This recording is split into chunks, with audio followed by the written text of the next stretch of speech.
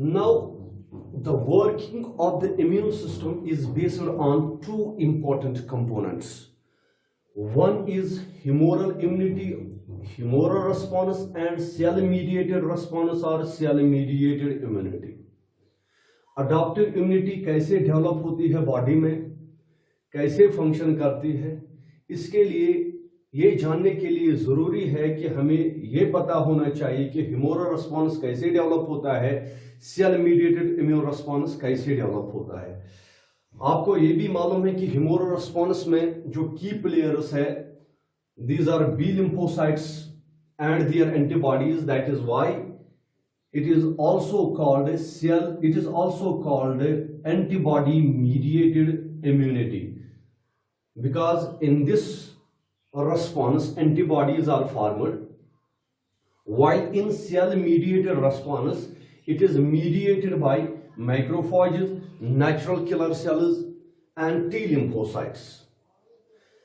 Humoral immunity is effective against those pathogens that are present in the body fluids, for example blood and plasma, while cell mediated immune response is effective against those pathogens that gains the entry into the tissue spaces.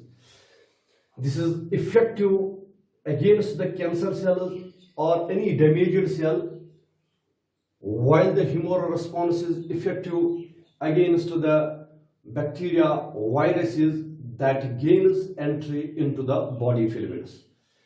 और इन दोनों को समझने के लिए हमें ये पता होना चाहिए बी लिम्फोसाइट्स कहां से आई, ये कैसे एक्टिवेट होती है, सेल मीडिएटेड इम्यून रिस्पॉन्स के जो कंपोनेंट्स है, जो इसमें की प्लेयर्स है, मैक्रोफेजेस है, T lymphocytes and other cells, वो कैसे, वो कहां से आई।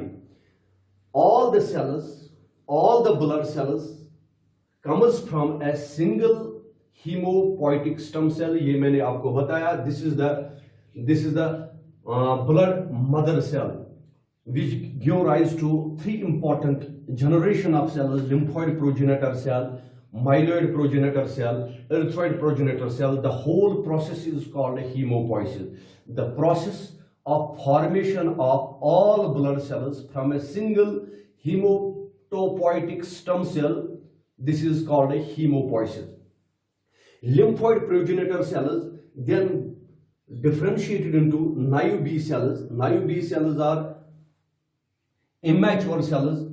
इनको पता ही नहीं है कि हमें क्या करना है आगे, जब तक कि न ये एक्टिवेट हो जाए। इसी तरह natural killer T progenitor cells, natural killer cells and naive T cells.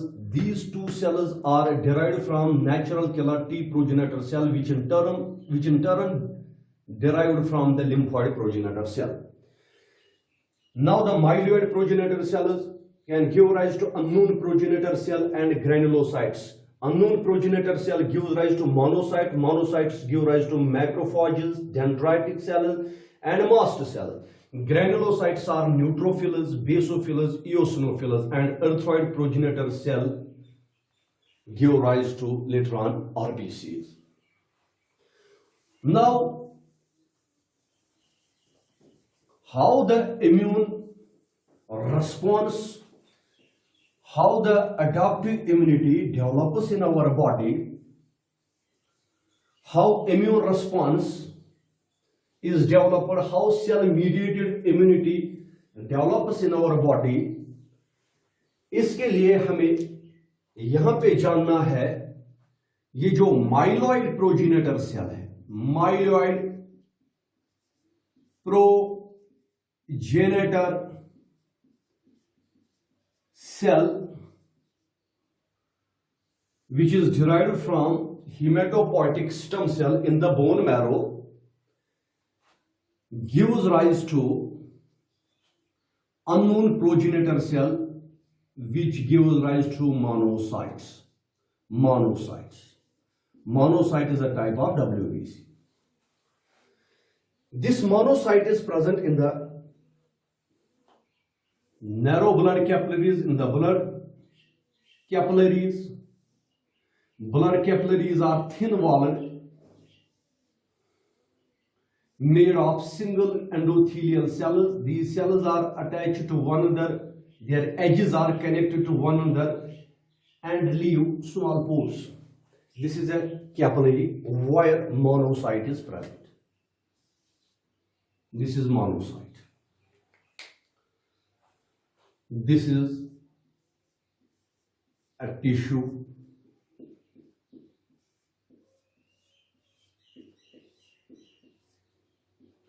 This is tissue.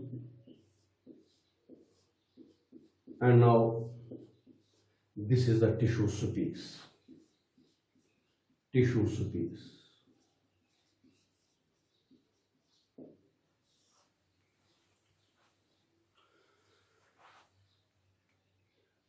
Somehow अगर कभी एंटीजन और एनी पैथोजन एंटर होगा इनटू द टिश्यू स्पेस, अगर ये एंटीजन टिश्यू स्पेस में दाखिल हुआ, then the monocyte stops circulation in the capillaries and comes out through narrow capillaries, through these narrow pores. In narrow pores से ये monocyte बाहर आती है and passes into a tissue space where it becomes a macrophage. Macrophage. When antigen gains entry into the tissue space, then the monocytes in the blood circulation stops movement and comes through narrow blood capillaries through their pores into the tissue space where they became macrophage. In the tissue spaces, macrophages are formed. The process of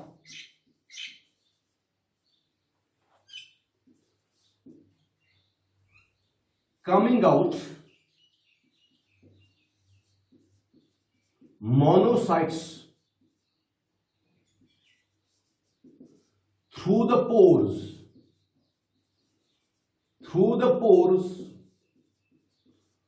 of capillaries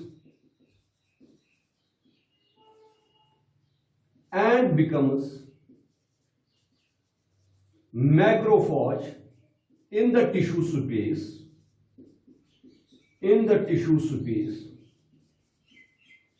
is called extravasation. This is called extravasation. Myeloid progenitor cell में एक cell आती है monocyte. Monocytes are present in the blood circulation. When an pathogen passes into the tissue space, then the monocytes stops circulation, stops its movement and comes out through narrow pores into the tissue space to fight with this antigen. When it passes into the tissue space, it increases the size and becomes a macrophage and show the phenomena of phagocytosis. Phagocytosis. इसी process को जब ये blood vessel से बाहर आती है और फिर मैक्रोफाज बनती है, इस प्रोसेस को हम बोलते हैं एक्स्ट्राविसेशन. एक्स्ट्राविसेशन means monocytes will come out through the pores into the tissue space where it becomes macrophage. The process is called extravasation. Now when macrophage is formed, these macrophages then these macrophages move to the different tissues of our body, migrates to the different tissues of the body. और इसी बुनियाद पे इन macrophages के अलग अलग नाम हैं. कहां पे ये माइग्रेट करेंगे, किस टिश्यू में ये पाए जाते हैं, इनके अलग अलग नाम हैं। फॉर एग्जाम्पल, अगर मैक्रोफाजेस माइग्रेट हुए ब्रेन में तो वहां पे इसको बोलते हैं glial cell. Glial cell is a macrophage that is present in the brain tissues, और ये जो cells है these are phagocytic cells. Phagocytic cells, they engulf the pathogenic microorganisms. अगर यही मैक्रोफाज माइग्रेट होके लिवर में चली जाएगी तो वहां पे इसको बोलते हैं हम कुफर सेल। अगर ये मैक्रोफाज किडनी में जाएंगी तो माइग्रेट होके तो then called mesangial cells. Mesangial cells, इसका मतलब ये हुआ इन मैक्रोफाजेस के मुख्तलिफ नाम हैं। ये डिपेंड करता है कहां पे ये मैक्रोफाजेस पाई जाती है। अगर ये मैक्रोफाज माइग्रेट होके ब्रेन के टिश्यूज में जाती है तो वहां पे इसको बोलते हैं गीलियल सेल। अगर यही मैक्रोफाज लिवर में जाएगी तो वहां पे लिवर में जो माइक्रोफाजेस पाई जाती हैं उनको बोलते हैं कुफर सेल। इसी तरह मैक्रोफाज किडनी की सेल्स में जो भी मैक्रोफाजेस होती हैं उनको बोलते हैं हम मेसेंजियल सेल्स, और टिश्यूज में हिस्टियोसाइट्स। अब ये कुफर सेल जो है या गीलियल सेल या मेसेंजियल सेल्स या Hassall's corpus, all these cells are phagocytic cells. इनका बहुत रोल रहता है इम्यून सिस्टम में। मगर ये मैक्रोफाज कहां से आई? This is the modified version of monocyte. This is the modified version of monocyte. Macrophages are the modified version of monocytes और मॉडिफाइड मोनोसाइट्स। और दूसरी मॉडिफाइड मोनोसाइट है नेचुरल किलर सेल्स, और तीसरी मॉडिफाइड मोनोसाइट है dendritic cells. Dendritic cells, these are all myeloid progenitor cells. अब आपने देखा कि मैक्रोफाज कैसे बनती है, ये मोनोसाइट से बनती है। कैसे बनती है? By extravasation process. तब जब एंटीजन टिश्यू स्पेस में दाखिल होता है, फिर इनकी माइग्रेशन डिफरेंट ऑर्गन्स में, डिफरेंट टिश्यूज में होती है, फिर इनके अलग अलग नाम है। इसी तरह ये नेचुरल किलर सेल है। नेचुरल किलर सेल एक ऐसी सेल है, ये डायरेक्टली सेल को अटैक नहीं करती है, बल्कि उन सेल्स को ये अटैक करती है जो डैमेज्ड हो। Damaged cells, sick cells, sick cells, when damage, कोई भी सेल डैमेज होती है या सिक होती है, natural killer sales then destroys these damaged and sick cells. फिर ये डेंड्राइटिक सेल्स स्किन में पाई जाती हैं। Dendritic cells are present in the intestinal wall. These dendritic cells are present in the lungs. इनका काम है to train T lymphocytes, to train T lymphocytes so that they activate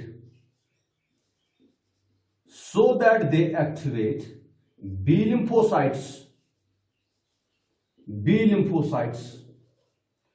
to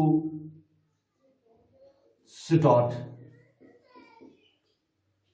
proliferation or to make antibody. इनका काम है T lymphocytes को train करना, how to activate B lymphocytes so that the B lymphocytes make antibodies to effectively deal with the pathogenic microorganisms. इन तीनों sales, macrophages, natural killer cells और dendritic sales के surface पे receptors होते हैं, special type of receptors. इसीलिए इनको बोलते हैं हम antigen presenting sales. Antigen presenting cells are the special cells, they are specific cells and plays an important role in the immune response. Macrophages, natural killer cells and dendritic cells, these are called antigenic presenting cells. और इसके अलावा B lymphocyte है, B lymphocyte के surface पे भी these receptors पाए जाते हैं और इसको भी हम इस कैटेगरी में लाते हैं, these are antigen presenting cells. हम आगे बढ़ने से पहले इस मैक्रोफाज के बारे में पहले जानेंगे. As you know, this macrophage is a large phagocytic cell. इसके अलग अलग नाम हैं अलग अलग टिश्यूज में, मगर काम जो इनका है वो सेम रहता है. अब इस मैक्रोफाज का काम क्या है, पहले हम बताएंगे ये कि इसके सरफेस पे एंटीजेन्स पाए जाते हैं जिनको हम बोलते हैं, इसीलिए इनको बोलते हैं हम एंटीजन प्रेजेंटिंग सेल्स.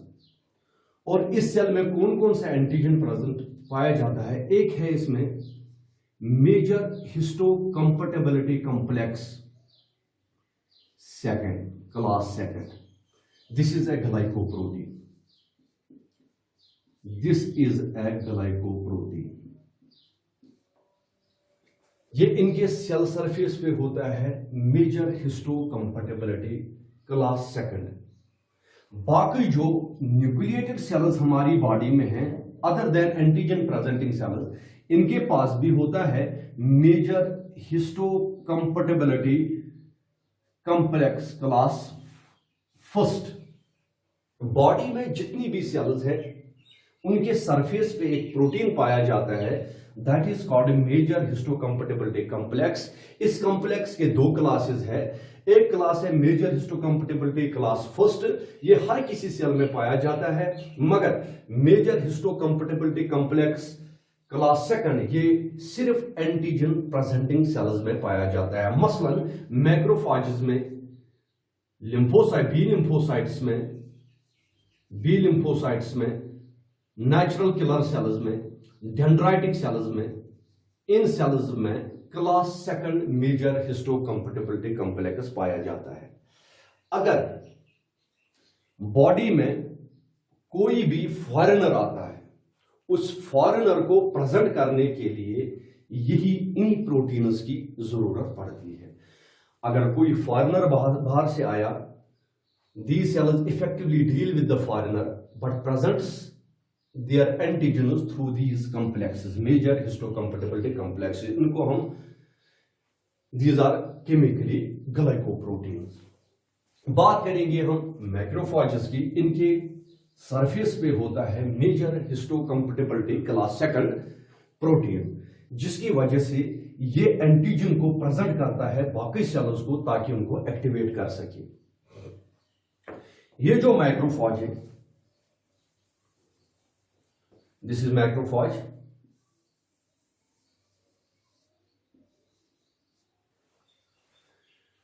जो ही ये एंटीजन को और किसी भी पैथोजन को डिटेक्ट करती है, फिर उसके बाद उसको फैगोसाइटोसिस के जरिए, एंडोसाइटोसिस के जरिए इसको एनगल्फ करती है. When it engulfs the pathogen, it may be a bacteria or a virus. इस पैथोजन को ब्रेक करके छोटे छोटे फ्रैगमेंट्स बनाकर इसके एंटीजन को प्रेजेंट करता है ये through major histocompatibility class second से. First, it engulfs the pathogen, then breaks the pathogen, creates its fragments, and presents the antigenic part of that pathogen through the major histocompatibility class second receptors. साथ में जो ही ये pathogen को फेगोसाइटोस के जरिए अंदर लेता है तो साथ में ऑक्सीजन को भी, it takes oxygen, lot of oxygen, lot of oxygen. When a phagocytic cell, when a macrophage engulfs a pathogen, for example a bacteria, first it breaks the bacteria into small fragments and presents the antigenic part of the bacteria through major histocompatibility class second proteins. For example, bacteria के पास जो capsule है, यहां पे cell wall भी होता है, cell membrane भी होता है, कैप्सूल भी होता है, मगर जो एंटीजेनिक प्रॉपर्टी बैक्टीरिया की होती है वो इस कैप्सूल में पाई जाती है, लिपोपॉलीसैकेराइड कैप्सूल. इसी लिपोपॉलीसैकेराइड को अगर ये बैक्टीरिया होगा एलपीएस, इसी को ये प्रेजेंट करता है through major histocompatibility class second से. साथ में ये ऑक्सीजन भी लेती है, लॉट ऑफ ऑक्सीजन. इस ऑक्सीजन को क्या, जो ही इसने ऑक्सीजन लिया, अंदर लिया, इस ऑक्सीजन को ये तब्दील करके इसको बनाती है super oxide radical. It converts oxygen into O2 negative by NADPH oxidase, phagosome oxidase. इनके पास, इनके साइटोप्लाज्म में एक एंजाइम पाया जाता है, फैगोसोम में एक एंजाइम पाया जाता है NADPH phagosome oxidase. ये NADPH phagosome oxidase ऑक्सीजन को कन्वर्ट करके उसको सुपर ऑक्साइड बनाता है, सुपर ऑक्साइड. फिर इस सुपर ऑक्साइड O2 नेगेटिव को सुपर ऑक्सीडेस डाइम्यूटेस एंजाइम से उसको बनाता है hydrogen peroxide H2O2. Once the macrophage engulfs the pathogen, it engulfs a lot of oxygen also. With the help of enzyme NADPH phagosome oxidase, it converts O2 into O2 negative superoxide. Then this superoxide is changed into hydrogen peroxide H2O2 by another enzyme called superoxidase dismutase. और hydrogen peroxide को change करके HClO negative में change करके by an enzyme myeloperoxidase. These three types of enzymes are present within the cell. By utilizing these three important enzymes, converts O2 into superoxides H2O2 HClO negative. These are called oxygen reactive species. Oxygen reactive species. In oxygen reactive species से क्या होता है, HClO negative, H2O2, O2 negative, these are called oxygen reactive species. These are radicals, superoxide radicals. इनकी वजह से ये जो bacteria या वायरस है उनकी जो मेम्ब्रेन कंपोजिशन है वो चेंज होती है. Membrane composition, it breaks the membrane of bacteria as well as the viruses. इस मेम्ब्रेन कंपोजिशन की वजह से इसमें ऑस्मोटिक इम्बैलेंस होती है. Osmotic imbalance. इस ऑस्मोटिक इम्बैलेंस की वजह से इन बैक्टीरिया या अगर ये वायरस होगा तो इनमें एंडोस्मोसिस होती है, एंडोस्मोसिस, क्योंकि जब मेम्ब्रेन ब्रेक हुआ बाय दीज रेडिकल्स, मेम्ब्रेन का कंपोजिशन चेंज हुआ, पोर्स क्रिएट हुए, उन पोर्स से वाटर सेल के अंदर जाता है, इन बैक्टीरिया सेल के अंदर जाता है, दिस इज कॉल्ड एंडोस्मोसिस। और इस एंडोस्मोसिस से ऑस्मोटिक प्रेशर रेज होता है, फिर इस सेल को बर्स्ट करते हैं। यह है इन ऑक्सीजन रिएक्टिव स्पीशीज का काम। कैसे फैगोसाइटिक सेल, कैसे ये मैक्रोफाज पैथोजेन्स को किल करते हैं। पहले ये यूं ही इसने पैथोजन को एनगल्फ किया, साथ ही में इसने ऑक्सीजन को भी एनगल्फ किया। इस ऑक्सीजन को फिर ये चेंज करके सुपर ऑक्साइड बनाते हैं, फिर सुपर ऑक्साइड के बाद hydrogen peroxide H2O2 then HClO negative by these 3 important enzymes. इन स्पीशीज को हम बोलते हैं oxygen reactive species. With these oxygen reactive species they change the membrane composition of bacteria और viruses and create pores on their membrane, damages their membrane. क्योंकि इनके जो अंदर के जो साइटोप्लाज्म है, साइटोप्लाज्म इज हाइपरटोनिक। इसका मतलब है जो बाहर का जो वाटर है, बाहर का जो वाटर वो इनमें घुस जाता है। This raises their osmotic pressure and destroys the cell, bursts the cell। ये इसका काम है।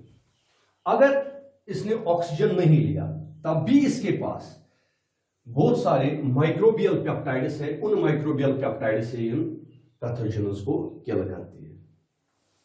दूसरी बात यह है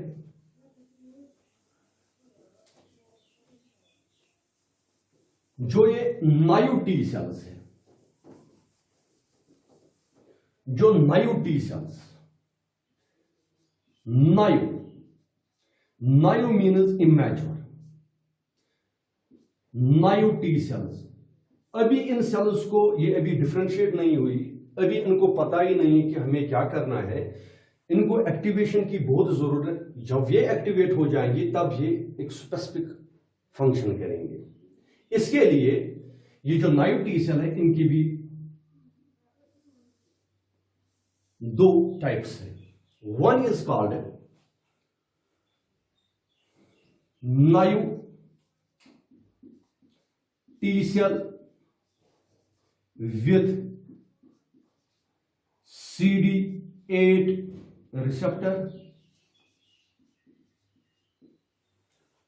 और naive T cell with CD4 receptors। ये भी प्रोटीन्स है, ये भी एंटीजन्स है जो इनके सरफेस पे पाए जाते हैं। Naive T cells are two types, naive T cell with CD8 receptor, naive T cell with CD4 receptor. These are also glycoproteins on their surfaces। ये जो नायु टी सेल जिसके पास CD8 रिसेप्टर होता है, इन receptor से इन sales की differentiation होती, इन sales से ये डिफरेंशिएट होते हैं कौन सी टाइप है और इनका काम क्या है, इससे पता ये चलता है। These are the markers present on their cell surface. Naive T cell with CD8 receptor, इसको हम हेल्पर टी सेल फर्स्ट भी कहते हैं। This CD4 is called helper T cell second. कैसे ये हेल्पर टी सेल फर्स्ट और helper T cell second बनती है? जो ये नायु T cell CD4 receptor CD8 वाली सेल है, इसके सरफेस पे होते हैं CD8 रिसेप्टर और इसके अलावा इन पे पाया जाता है T cell receptors. This is CD8 naive T cell. This is CD4 naive T cell. इसके पास भी होते हैं टी सेल रिसेप्टर, इनके अलावा इन रिसेप्टर से ये डिफरेंशिएट होती है, इनका अलग अलग काम है। These are the two नायो सेल्स। अब ये कैसे एक्टिवेट हो जाएंगे ये दो सेल्स? यहां पे हम वापस जाएंगे इस मैक्रोफाज की तरफ। ये मैक्रोफाज, इसके पास है major histocompatibility complex second receptor. जो ही इसने एक पैथोजन को ब्रेक किया, उसके एंटीजेनिक पार्ट को फिर इसके थ्रू प्रेजेंट किया। ये किन को प्रेजेंट करती है? ये प्रेजेंट करती है इस पैथोजन को। किसको प्रेजेंट करते हैं? Helper cell first with CD8 receptor. इसका काम है मैक्रोफाजेस, जो ही इसने पैथोजन को ब्रेक किया, उसके एंटीजेनिक पार्ट को ये प्रेजेंट करती है थ्रू मेजर हिस्टोकम्पैटिबिलिटी सेकंड से प्रेजेंट करती है। इसके जरिए यहां पे सेल है CD8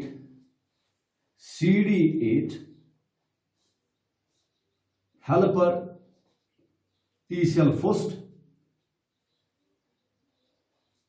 TCR, this is the T cell receptor. इसको इसने प्रेजेंट किया, इस एंटीजन को।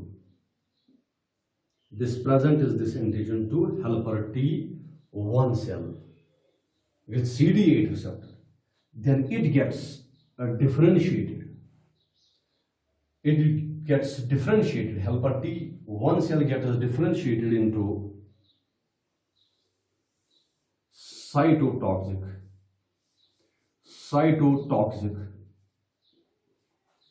killer cell.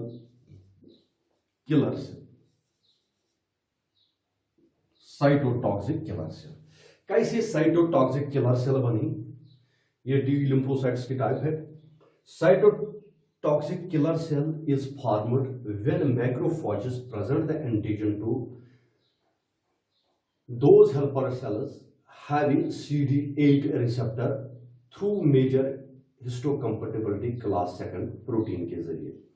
ये डिफरेंशिएट होके, ये एक्टिवेट होके साइटोटॉक्सिक किलर सेल बनी। कल ये पूछा जाएगा कि कौन सी सेल साइटोटॉक्सिक किलर सेल बनती है और कैसी। ये मैक्रोफाज का काम है जो इसको एक्टिवेट करते हैं, फिर ये तब जाके साइटोटॉक्सिक किलर सेल बनती है। These cytotoxic killer cells then release cytokines class of proteins. इन साइटोकाइनेंस की वजह से ये बाकी इन्फेक्टेड सेल्स को किल करती है। Number first. नंबर सेकंड, यही मैक्रोफाज, ये थी नायु। अभी इसको पता नहीं था कि मुझे क्या करना है, अभी ये एक्टिवेट नहीं हुई थी। इस नायु सेल को एक्टिवेट करने के लिए मैक्रोफाज की जरूरत पड़ती है। Once it gets activated it becomes cytotoxic killer cell. कौन सी सेल साइटोटॉक्सिक किलर सेल बनती है? जिसके पास CD8 रिसेप्टर होता है। और दूसरी बात, यही मैक्रोफाजेस जब भी पैथोजन को ये लेती है, इस पैथोजन को प्रेजेंट करती है through major histocompatibility complex second से MHC।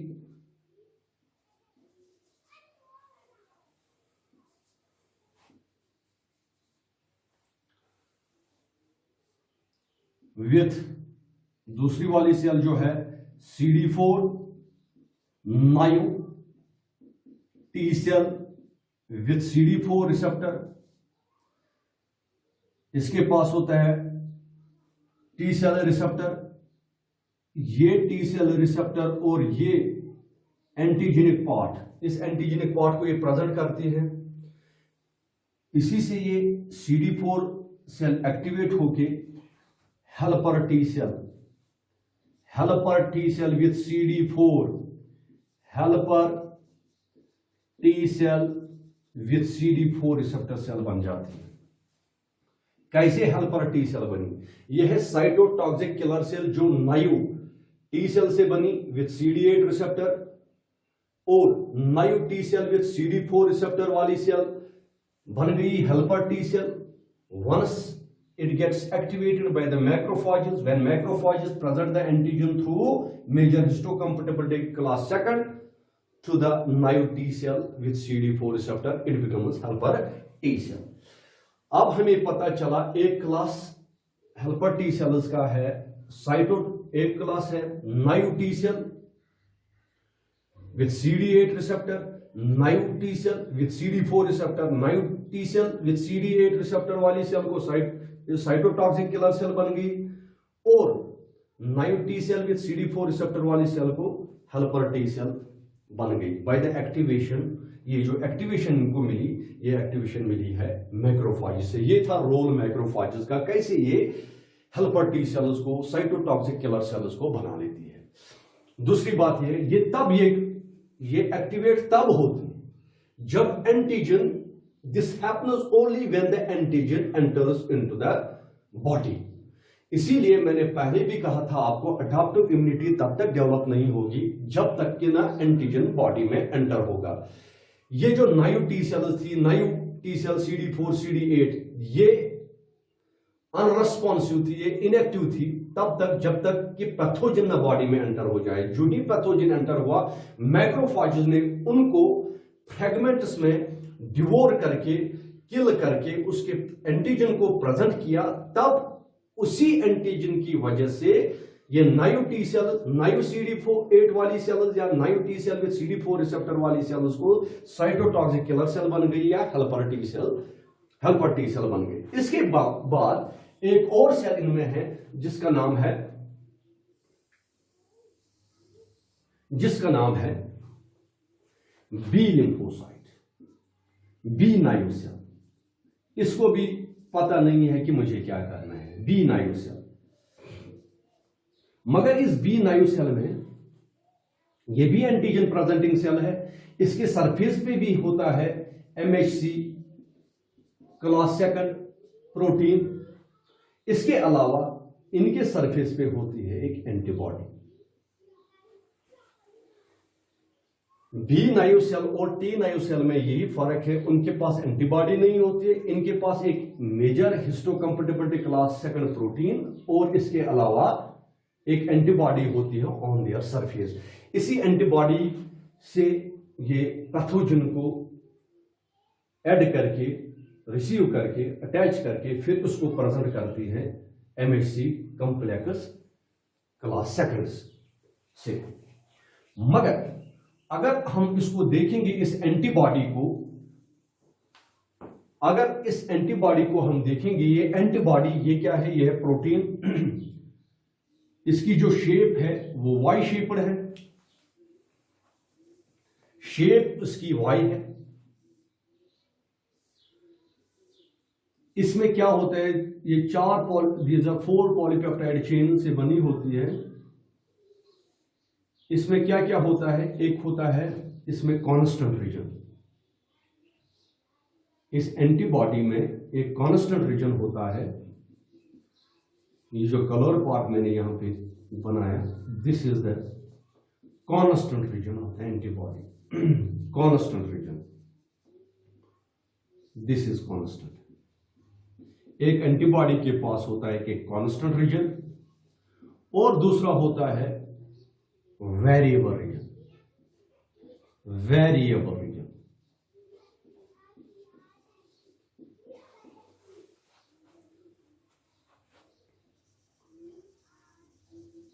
this red part is the variable region and dark part or this antibody is constant region. ये जो constant region है ये डिटरमाइन करता है what type of antibody it is. यहां पे मैं लिखूंगा, it determines what type of antibody it is.